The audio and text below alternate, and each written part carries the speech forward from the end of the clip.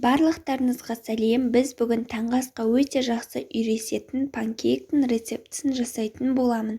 Ол өте дәмді болып шығады. Видеоны соңына дейін қараңыздар. Бізге қажетті заттар: ұн, қант, сұйық май, 2 жұмыртқа, шым тұз, жарты қасық сода және де айран.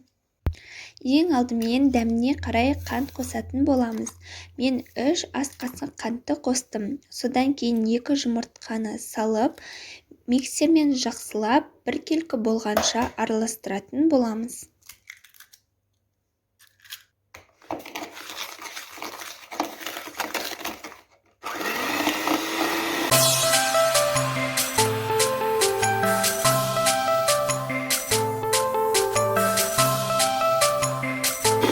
Жақсылап араластырып болғаннан кейін оның үстіне шым тұз және де айранымызды қосып барлығын жақсылап тағы да миксерлейтін боламыз.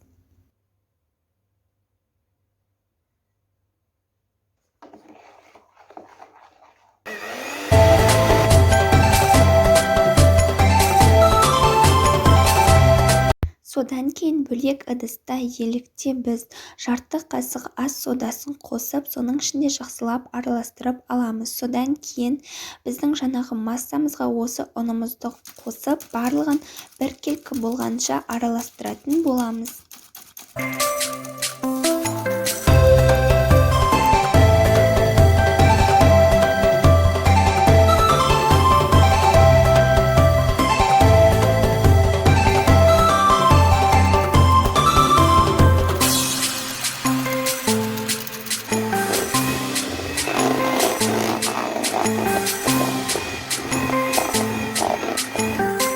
Дайын болған қамырымызды 10 минутқа тура осылай қалдырып қоямыз.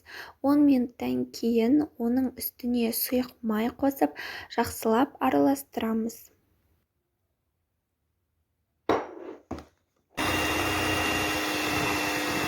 Осындай қоймалжың тесті шығуы қажет. Содан кейін біздің сковородкамыздың астын қыздырып, оның ішіне ешқандай май құймаймыз. Осындай ішіне құйып, екі жағынан пісіріп алатын боламыз. Біздің сковородкамыз таза, құрғақ болуы қажет.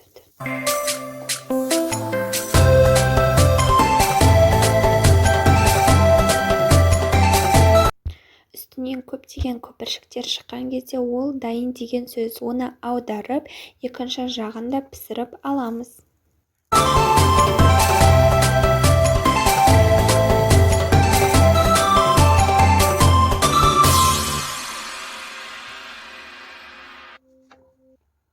Содан кейін осындай өте дәмді әрі жұмсақ болып шығатын біздің таңғы асымыз дайын болады.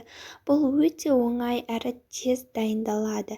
Сіздерге жасауға кеңес беремін. Видеоны соңына дейін қарағандарыңызға рахмет. Егер рецепт ұнаса, лайк басып, пікір қалдырып, каналға тіркеліп кетіңіздер.